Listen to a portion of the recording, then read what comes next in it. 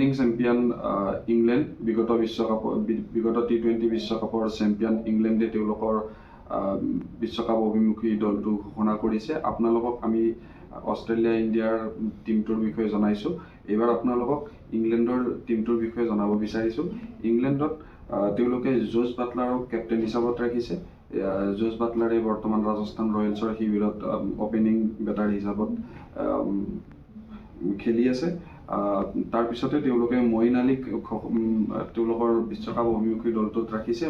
Jofra Archer fast bowler, Jofra আৰ্চাৰকো তেওঁলোকে তেওঁলোকৰ বিশ্বকাপ অভিমুখী টিমটোত ৰাখিছে।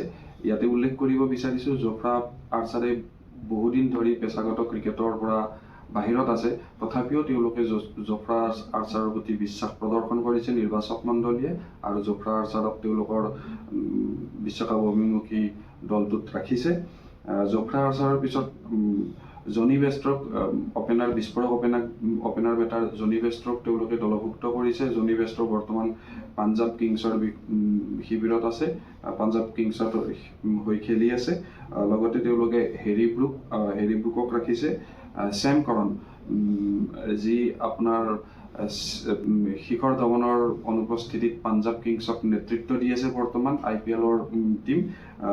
ছেম কৰণ এটা ভাল অলৰাউণ্ডাৰ, ফাষ্ট বলাৰ অলৰাউণ্ডাৰ।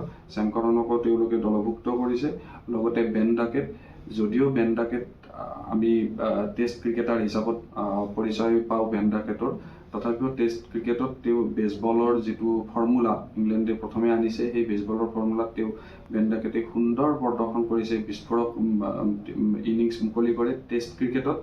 সেই সুবাদতে হয়তো বেন ডাকেটকো তেওঁলোকে বিশ্বকাপ অভিমুখী দলত ৰাখিছে, T20 বিশ্বকাপ অভিমুখী দলত। লগতে আছে টম হাৰ্টলি, ভাল স্পিনাৰ।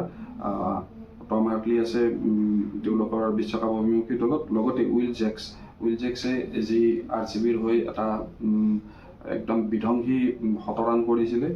উইল জেক্স ভাল অলৰাউণ্ডাৰ, ভাল স্পিন কৰে। তাৰোপৰিও বিশেষভাৱে তেওঁক জনা যায় বিস্ফোৰক বেটাৰ হিচাপত। উইল জেক্সক T20 দলত ৰাখিছে। লগতে অভিজ্ঞ ফাষ্ট বলাৰ ক্ৰিছ জৰ্ডান, তেওঁকো দলভুক্ত কৰিছে। লিয়াম লিভিংষ্টন বহুদিনৰ পৰা ইংলেণ্ড দলত জড়িত আছে, অফ স্পিন কৰে আৰু ভাল বেটাৰ অলৰাউণ্ডাৰ বুলিব পাৰি লিয়াম লিভিংষ্টন। তেওঁ বৰ্তমান পাঞ্জাৱ কিংছৰ হৈ খেলি আছে IPL, তেওঁকো ৰাখিছে। লেগ স্পিনাৰ আদিল ৰাছিদো আছে।